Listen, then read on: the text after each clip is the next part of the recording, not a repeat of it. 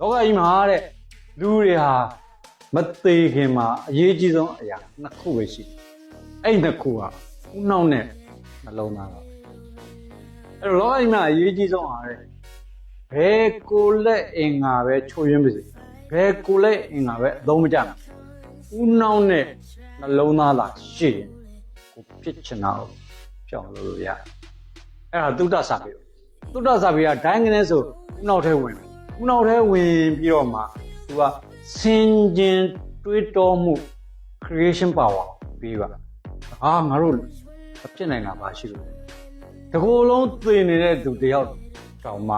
ဦးနှောက်ကောင်းတယ်နှလုံးသားကစေတနာကောင်းတယ်ဆိုရင်လောကမှာမဖြစ်နိုင်တဲ့အရာဘာမှမရှိပါလားအဲ့အတွေ့ကိုပြီးပါအဲ့ဒါသုဒ္ဓစာပေအဲ့တော့သုဒ္ဓစာပေတိုင်းသုဒ္ဓစာပေတိုင်းမှာလည်းပဲ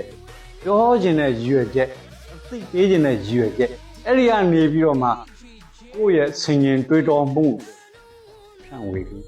ပေးနိုင်တဲ့စာကောင်းပေးပုံလေးအများကြီးရှိ